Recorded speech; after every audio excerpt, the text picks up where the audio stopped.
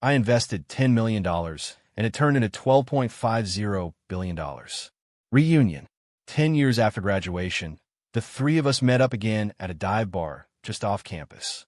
I was hunched over a container of greasy takeout noodles, eating like a day laborer who just got paid. Leo Martinez was polishing a miniature servo motor. "Ethan," he said, "I need an angel investor for my bionic joint." I slurped the last of the noodles and wiped my mouth. "Just sold the film rights to my last book. I've got about 10 mil in the bank. Would that be enough?" Leo's servo motor slipped from his fingers and fell with a soft splash into my spicy broth. The back alley behind Northwood University hadn't changed in a decade. It still smelled the same. The smoky tang of charcoal from the barbecue joint, the faint sweet scent of stale beer seeping from the dumpsters, all mixed together. Most of the neon signs had new names, casting a slick, colorful sheen on the wet pavement. The big concrete planter we got drunk in 10 years ago was still there, its evergreen shrubs just a little wilder. The plastic sign for Smitty's Rib Shack was faded and cracked. Inside, the place was roaring. Guys doing shots, yelling at the game on TV. The general chaos of a Friday night. The air was thick and hot, stirred around by a wobbly ceiling fan. I sat at a sticky plastic table in the back across from Leo Martinez and Kevin Sean. "Hey, can we get 3 orders of the spicy noodles extra hot? 2 dozen wings, a rack of ribs, a basket of onion rings, and a pitcher of whatever's cheap and cold." Kevin shouted over the noise. His hair was buzzed short, and he had the careful, buttoned-down look of a guy who spent years navigating City Hall bureaucracy. "You got it. Be right with you." A familiar-looking bartender yelled back before disappearing into the kitchen. Leo wasn't paying attention to the order. He was staring down, meticulously wiping a tiny, gleaming metal part, a motor no bigger than a thumbnail, with a soft cloth. The light glinted off the black frames of his glasses, and a few strands of his messy hair stuck straight up. He only looked up when Kevin mentioned beer, his brow furrowed. "Kev, let's skip the beer. I have to get back and tweak some model parameters tonight." "Leo, you're the same as you were 10 years ago. Why are you always wound so tight?" Kevin shook his head, fanning himself with a laminated menu. "Relax. Back at Northwood, you're not Dr. Martinez. Tonight, you're just one of the guys." Leo managed a tight, brief smile, but didn't reply. His focus went right back to the tiny component in his hands. Then his eyes shifted to me. I was busy with the noodles that had just been dropped on our table. They were slick with oil and soy sauce, tossed with bean sprouts and a few wilted greens. The disposable chopsticks felt rough in my hand. I kept my head down, slurping. Kevin's voice was hesitant, breaking the silence. "Yep, still at the university. Teaching's good, stable." He paused. "But there are some decent city jobs opening up. A couple of positions where the requirements are pretty broad. You want me to look into it for you? It's secure, not a lot of pressure." He spoke slowly, his tone a mix of genuine concern and the quiet superiority of a man with a government pension. My mouth was full of noodles. I mumbled a non-committal without looking up. The truth was, I'd been a teaching assistant after graduation. Then I met Chloe. She was a grad student from out of state. We got married the day after she defended her thesis. The university administration made a fuss about it. So, 7 years ago, I got angry and just walked away. I never told anyone, not even them. Leo pushed his glasses up his nose. "Kevin, I'm sure Ethan has his own plans. I came back for a reason." He leaned forward, his eyes lighting up as he shifted to his favorite subject. "I'm starting a company. Humanoid robotics, embodied AI. This isn't just talk. In my 5 years at MIT, I filed 15 core patents. Bionic joint actuation, multimodal sensory fusion." And he started rattling off a string of technical terms that were meaningless to Kevin and me, his fingers tracing invisible diagrams on the tabletop. "Basically," he said, sensing our blank stares, "I'm going to build robots that can move, perceive, and understand their environment just like a person. This is the future. It's a complete game changer." His eyes were burning with the intensity of his vision. "I have the technology completely mapped out and a working prototype. All I'm missing is the seed money." He looked at me, his gaze direct. "Ethan, I know things might be a little tight for you, but be my angel investor. Whatever you can put in, 10%. I'll give you 10% of the founding shares. Real equity. We can build this together." He was so worked up that his elbow knocked over the plastic cup of chopsticks. They scattered across the table. One of them clattered and landed perfectly in a half-eaten bowl of noodles in front of me. At the same time, the tiny motor he'd been cherishing slipped from his other hand and, with a soft plop, followed the chopstick into the oily red broth. "Damn it!" Leo yelped, a look of pure agony on his face. He instinctively reached to fish out his treasure. "Don't!" Kevin stopped him. "It's hot. Hey, bartender." Another set of chopsticks, and another order of noodles. I stopped eating. The noodles I just swallowed felt stuck in my throat. I stared at the tiny submerged piece of metal, my own blurry reflection staring back from the surface of the broth. The ghost of a middle-aged man, hunched over a bowl of cheap noodles in a dive bar. 10 years. Time was a blunt, cruel instrument. I grabbed a paper napkin and wiped my mouth, then my hands. Both Leo and Kevin were watching me. I looked up, met Leo's gaze for a second, then glanced at Kevin too. To reveal my pen name, I said, my voice low, "Is it Ronin 7? I paused, looking into Leo's wide, stunned eyes. "I just sold the film rights. My account has about 10 million in cash sitting there.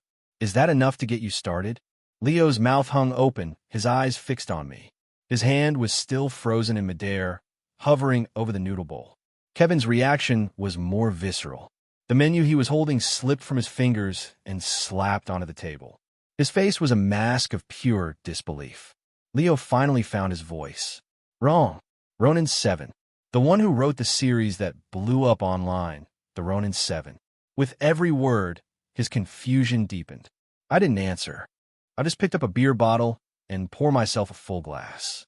Leo, forgetting the heat, plunged his hand into the bowl. "Hey, careful. That's hot," the bartender exclaimed, arriving with a new order of noodles. Leo didn't care. He snatched the sauce-covered motor, wiped it frantically on the tablecloth, then wrapped it carefully in its cloth. He looked at me, the shock on his face giving way to a manic excitement. "Enough. It's more than enough, Ethan," he said, his face flushing. "It's perfect for the launch.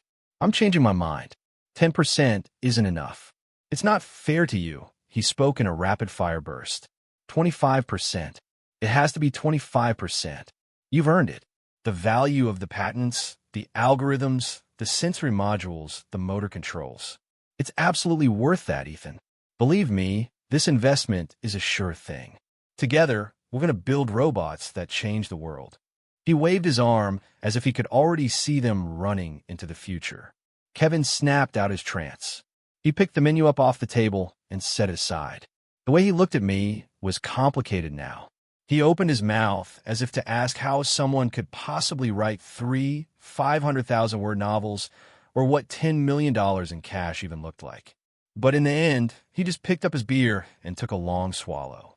I looked at Leo, buzzing with excitement, and at the now silent Kevin. 10 million Ronin 7. The words had dropped into the evening like stones in a quiet pond. This meal was officially over. "The equity," I said, putting my glass down. "We'll talk about it later. First, let's eat." My voice was calm. I picked up my new chopsticks and reached for the fresh bowl of noodles. Leo's face broke into a pure, unadulterated grin. Right. Eat. Bartender, 2 more dishes. Get us the grilled fish, the large one, and 2 bottles of juice.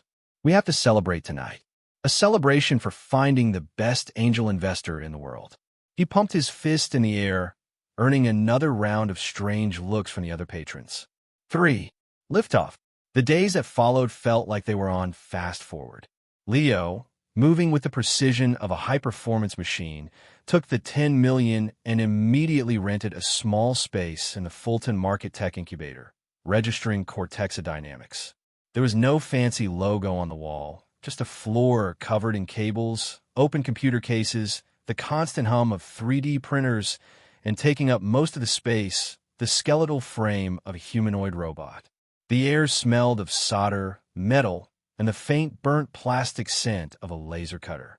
Dressed in cargo pants, his eyes red-rimmed behind his glasses, Leo was wired, capable of battling through code and design schematics for more than a dozen hours of stretch. My official titles were co-founder and chief strategy advisor, but I was more like a patron who dropped by for the occasional tour. When Leo needed me for an important investor meeting or a pitch, I put on a suit Chloe had bought for me and sit beside him. Leo would lay out the tech roadmap and future plans with rigorous logic and hard data.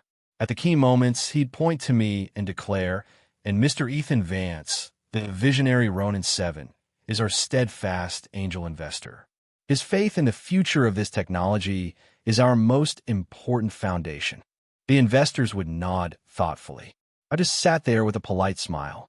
I didn't understand the technical details. All I saw was the pure, brilliant light in Leo's eyes. Most of the time, I was holed up in my own space, a rented apartment in an old building overlooking Lake Michigan, far from downtown. From my window, I could see the freighters gliding past on the dark water.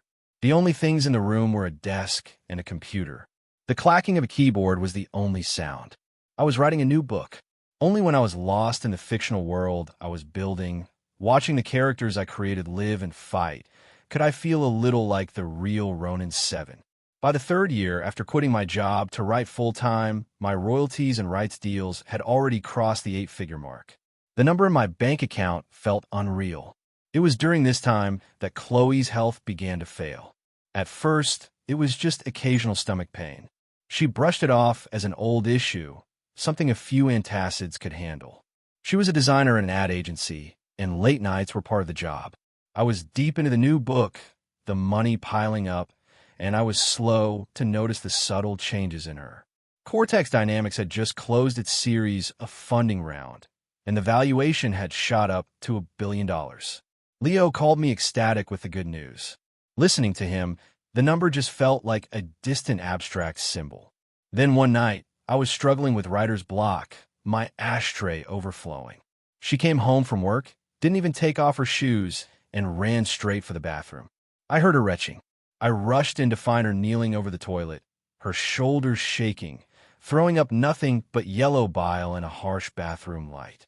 Her forehead was slick with cold sweat, her lips pale. "It's nothing. Probably just something I ate," she said weakly, trying to push away my hand as I helped her up. "We'll go to the hospital tomorrow." "No arguments," I said, my voice sharp with a fear I hadn't felt before. The test results came back on the day of the first snow in Chicago. The flakes stuck to the hospital window for a moment before melting, leaving streaks on the glass. "Stomach cancer. Late stage." The words hammered into my ears and lodged themselves in my brain. Everything the doctor said after that, phrases like aggressive treatment and still a chance, became a dull, meaningless hum. My vision swam. The white walls of the office seemed to spin. Chloe was calmer than I was. She just sat quietly in the chair beside me, her head bowed. "Ethan," she called my name softly. I snapped back to reality and realized I was standing, my hands braced on the doctor's desk. "Treat it," I heard myself say, my voice a raw croak. "Whatever it costs, we'll treat it. The best doctors, the best medicine, anything." Money. Money was the only thing I could cling to. I frantically called my publisher to expedite payments. Sold off adaptation, rights to my other books at a discount, demanding the largest possible advance. Meanwhile, Leo was sprinting toward a Series B funding round. The company's valuation skyrocketed from $1 to $3 billion. During a late-night break from a technical crisis, he found a moment to call me. His voice was a mix of exhaustion and triumph. "Ethan, the Series B valuation is hitting $3 billion. Your 25% is worth over $700 million. Chloe's illness, money is no object. We can fly her to Switzerland, anywhere. $700 million. I looked at Chloe in her hospital bed, already rail-thin from the chemo, her hair falling out in clumps, so weak that even a sip of water made her vomit. My $700 million stake in the company felt as useless as a piece of scrap paper. It couldn't buy her health. It couldn't buy her time. It couldn't even buy her a moment of peace. Cortex Dynamics became the darling of venture capitalists. Leo still lived in a lab in his cargo pants, but he was being pulled into more and more meetings. He even managed to drag Kevin away from his city job. The day Kevin quit, he called me. Ethan, he said, his voice low, a strange mix of relief and uncertainty. Leo, he was persistent. I quit my job at the city. He paused. He wants me to handle admin, government relations, that sort of thing. Says the company's getting too big. Needs a steady hand to manage all the messy stuff. I was sitting on a plastic chair in the hospital corridor, the phone pressed to my ear, listening to the painful sounds of Chloe getting sick in her room. Yeah, that's good, I said with no real energy. Leo needs the help. You're a steady hand. It's good you're there to watch his back. I couldn't spare any more thought for Kevin's career change. Chloe, how is she? He asked, his voice full of genuine concern. I watched a nurse hurry into Chloe's room with a medical card. Same as always, I said, closing my eyes. She's fighting. There was a moment of silence on the line. Take care of yourself, Ethan. If you need anything, just say the word. I hung up. Leo was sprinting toward the technological horizon. Kevin was on a new path, and my battlefield was here, staying with a woman whose life was fading, fighting a merciless disease and the relentless passage of time.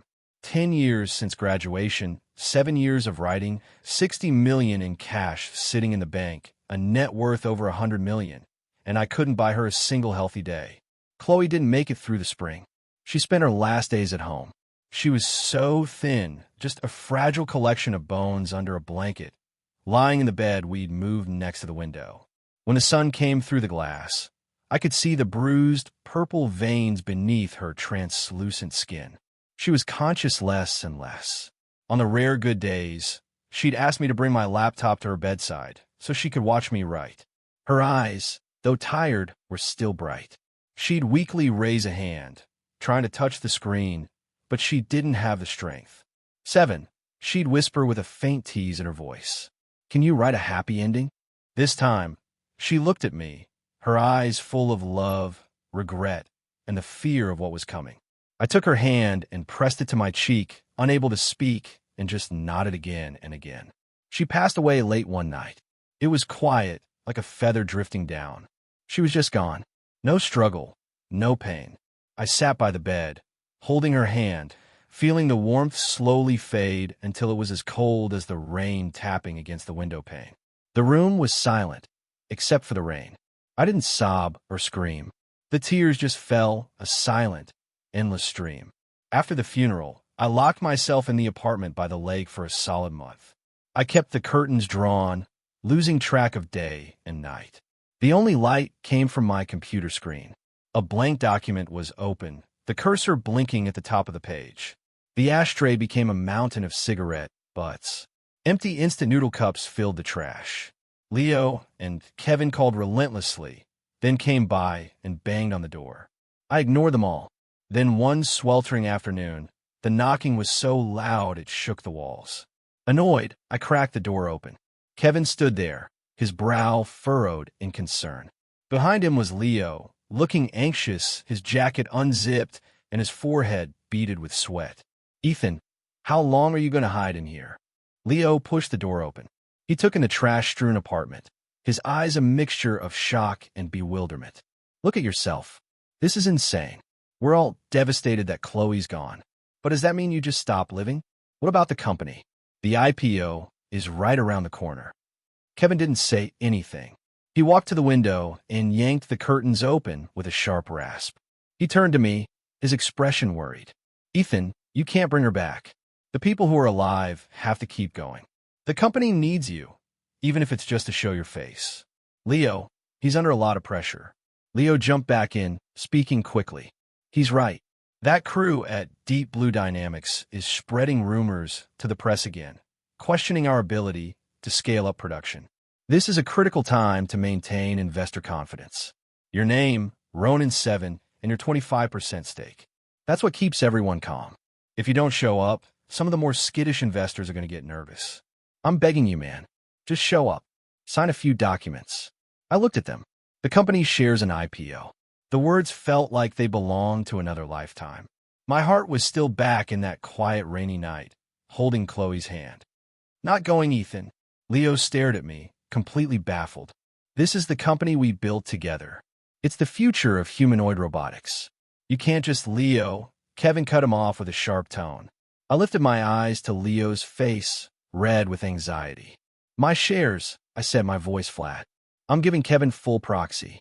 From now on, you don't need to come to me for company business. If something needs a signature, Kevin will sign for me. I pointed at Kevin. Leo was stunned into silence. He looked from me to Kevin and back again. Kevin was just as shocked. Ethan, that's too much responsibility. It's done. I cut him off. I trust you, Kevin. Without another word, I turned, walked back to my computer, sat down in front of the blank page, and lit a cigarette. Through the smoke, my back was a clear and final rejection. Leo and Kevin stood at the door for a long moment. Leo let out a heavy sigh, gave up, and left. Kevin looked at my back, hesitated as if he wanted to say more, then quietly closed the door behind him. The apartment was dark again. I had thrown my responsibilities to Kevin, sealing myself off from the world of money and ambition. Without Chloe, the world was just a barren wasteland. Kevin picked up the burden I'd thrown down. He became a de facto number 2 at Cortexa Dynamics, handling all the messy stuff I wanted no part of: fundraising, government relations, shareholder meetings. His meticulous, almost rigid personality was exactly what the company needed as it professionalized and prepared to go public. It freed Leo to immerse himself completely in the lab, refining his robots. Fueled by investor mania, the company's valuation continued to swell as it raced toward the IPO. I was an outsider, only catching glimpses of a name, Cortex Dynamics, and the ever-growing astronomical valuation figures and headlines pushed to my phone. The new Ronin 7 novel stalled. Most days, I just stared at the blank screen or lay awake all night. 2 weeks before Cortexa was scheduled to ring the opening bell, my phone buzzed. After 11 p.m., Kevin's name was on the screen. He would never call this late without a reason. I answered. The voice on the other end wasn't Kevin's usual calm tone. It was strained with panic. Ethan, Leo's in trouble. My stomach dropped. What happened? Slow down. DUI. He hit a guy on a scooter in his condo's garage. They arrested him. Kevin's voice was shaking. He was at a dinner with investors. He called an Uber. He knows he can't hold his liquor. He only had 1 glass of whiskey. But when they got to his building, the driver said it was against company policy to go into the parking garage. So Leo had to drive the last few hundred feet himself. He's such a straight arrow. He just took the wheel. The second he turned into the garage, a scooter shot out from behind a pillar. It barely scraped the bumper, but the guy went down, screaming that his arm was broken. Kevin took a ragged breath. The Uber driver vanished. The cops came, gave Leo a breathalyzer, and he was over the limit. He tried to explain, but it was no use. The evidence is solid. DUI is a felony here. He's looking at a minimum of 6 months. Leo, a DUI, 6 months in jail. It didn't take a genius to see it was a setup. The guy who thought business dinners were a waste of time, who only cared about servo motors and code, gets a DUI right before his company's IPO, and it just happens to be a fender bender in his own garage. Deep Blue Dynamics. I gritted out the name. Who else? Kevin almost shouted. They paid off the driver, hired the scooter guy, the whole thing. A perfect frame-up. They knew Leo was naive about this kind of corporate warfare, but we have no proof. Not a shred. The cops only care about the breathalyzer and the accident report. The only sound on the line was Kevin's heavy breathing. My mind raced. The IPO was imminent. The founder and CTO get sentenced to 6 months in jail for a felony DUI. If that news got out, it would be catastrophic for investor confidence. Everything Leo had built could be destroyed.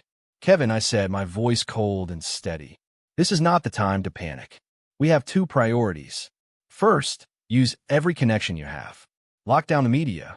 Not a word of this gets out before the verdict. Second, the company can't falter. The IPO goes ahead as planned. Yo, I said, my voice like steel are stepping up. Acting chairman and CEO effective immediately. As for the tech, keep the core team stable. Kevin's breath hitched. Me, acting chairman, but the tech without Leo? It has to be you. I cut him off. You're the only one who can hold it together right now. You know every part of the business. You handle the government relations, and I'll talk to the major shareholders. You have to do this. With Leo gone, you are the rock. The IPO has to proceed on schedule. Do you understand? I could only imagine the storm raging inside Kevin's mind. To go from being the guy Leo brought in to handle the messy stuff to suddenly carrying the entire weight of a tech giant on the verge of its IPO, all while its technical visionary was gone. Okay, Kevin's voice came back, a single word that felt like it weighed a ton. I'll do it. I'll keep the news contained. The company, leave it to me. Kevin was thrust into the storm. The massive ship that was Cortex Dynamics, just as it was about to reach its glorious destination, had struck a treacherous hidden reef. 6 months, every day, felt like an eternity. Somehow, through a combination of money, influence, and sheer force of will, Kevin kept the news of Leo's arrest out of the press. He never told me the details, but I knew it must have cost a fortune. The business journals were still filled with glowing articles about Cortexa, all focused on the upcoming IPO. The official line that the founder was on a temporary leave of absence for personal health reasons didn't raise any alarms. Kevin's name started appearing more and more frequently after the title acting chairman. He flew between financial centers on a global roadshow, fielding tough questions from investors, putting out the endless fires that crop up during an IPO, all while trying to keep the core engineering team from falling apart in Leo's absence. His serious face grew thinner, the cheekbones more prominent. The caution and resilience that were so deeply ingrained in his character were all that held the company together. I remained a ghost. The new Ronin 7 novel was forgotten. I moved out of the apartment by the lake and rented a small top-floor place with a patio in the suburbs. I didn't use my computer anymore. Instead, I kept a worn photo album by my side. It was full of pictures of Chloe. Chloe smiling. Chloe annoyed. The curve of her cheek as she focused on a design. The way she squinted in the sun. Every image was a fresh stab of pain. Leo's company, Kevin's struggles, the billions of dollars on paper. It all felt like it was happening in another universe. Until one day my phone buzzed. It was a push notification from a financial news app. The headline made my heart stop. Cortexa Dynamics debuts on NASDAQ. Stock soars 118% on opening. Market cap exceeds $50 billion.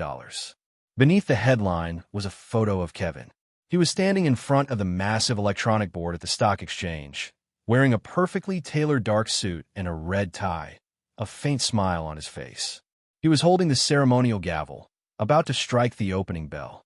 On the screen behind him, next to the Cortexa ticker symbol, was a dizzyingly long number representing its market capitalization, $50 billion. I stared at the number on my phone and then at Kevin's face. I felt no joy, no excitement. Leo was still in jail. His dream, his ambition, the company he had poured his entire life into had reached its pinnacle while he sat in a cell. And the person standing in the spotlight, accepting the applause and the glory of $50 billion valuation, was Kevin, the one person we would have never imagined in that role. I closed the notification and tossed the phone onto an old wooden coffee table. The photo album was open to a picture of Chloe looking back over her shoulder and smiling in a park. The day Leo got out, the sky over Chicago was a flat, unforgiving gray. Kevin and I were waiting outside the iron gates of the county jail. Kevin was dressed in a crisp shirt and slacks, but the exhaustion in his face was deeper than it had been 6 months ago. I leaned against the car, watching the closed gate. My mind drifted back 5 years to Leo excitedly sketching robot joints on a napkin, to his shock when his servo motor fell on my noodles, to the pure, unadulterated light in his eyes as he described how humanoid robots would change the world. And then I thought of his face behind the plexiglass at the jail. His eyes dimmed, full of confusion and a bitterness he couldn't articulate. There was a loud clang from inside, and a small side gate creaked open. A figure emerged. It was Leo, but it wasn't. He was wearing the same jacket and cargo pants he had on 6 months ago, but they hung off his frame now. His head was shaved. The intense, focused energy that had always radiated from him, the spark that seemed to light up any room, was gone.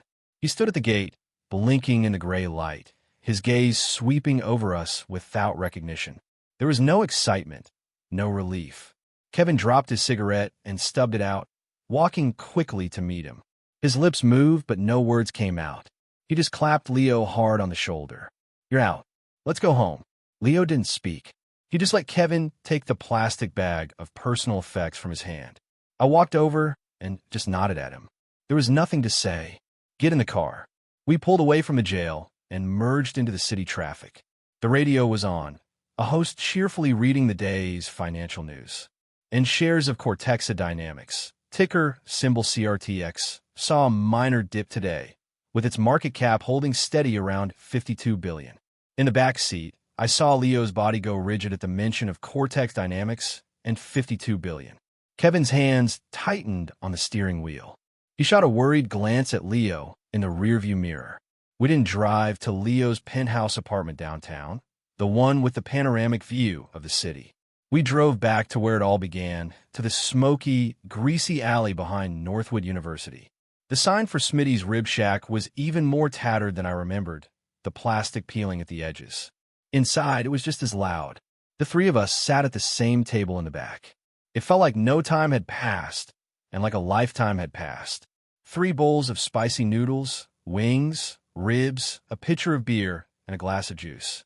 We ate in silence. Leo ate slowly, methodically. He kept his head down, the brilliant technological fire in his eyes, now just a dull amber, smothered by 6 months of injustice and confinement.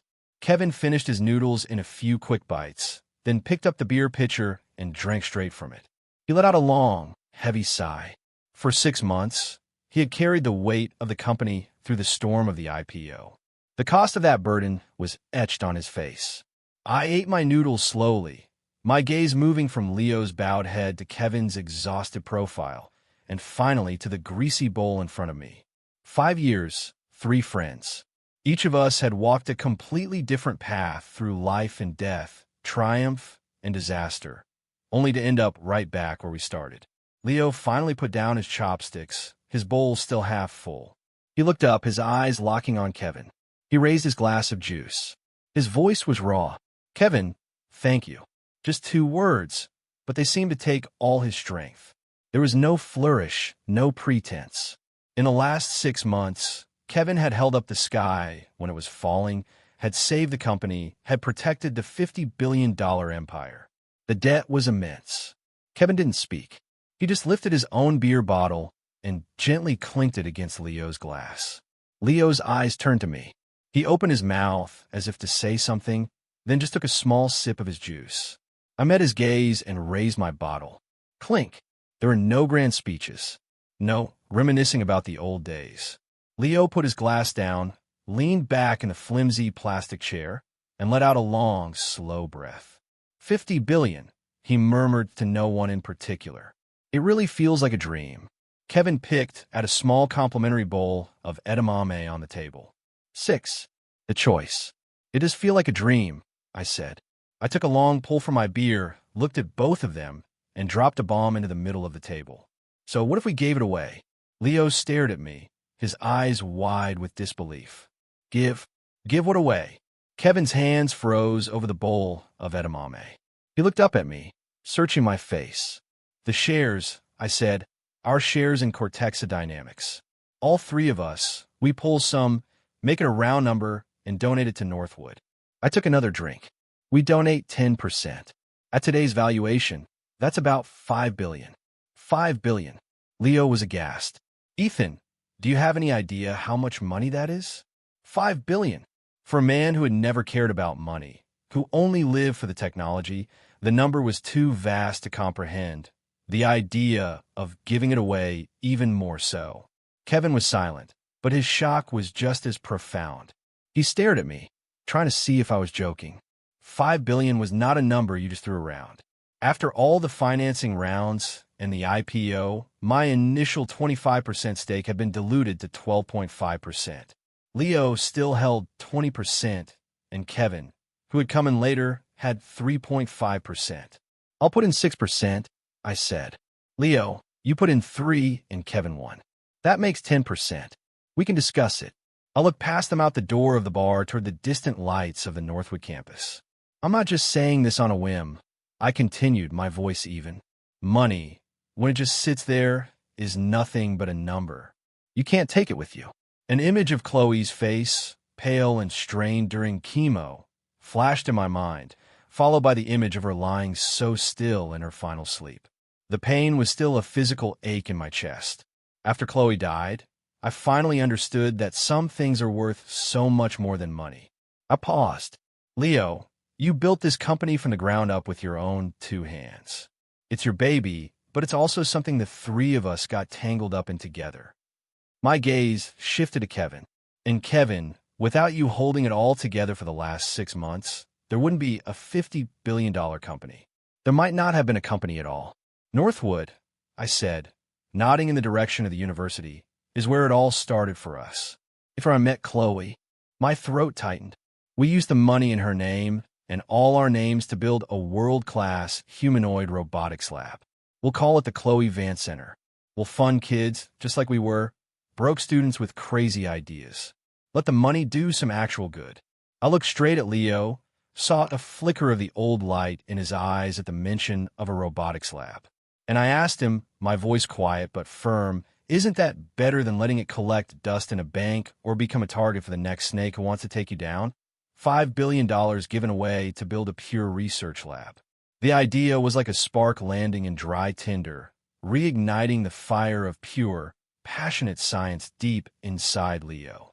Kevin picked up his beer and slowly, deliberately took a long drink. Give it away. Let go of some of the crushing weight. The thought brought with it a feeling of profound, unexpected relief. I'm in.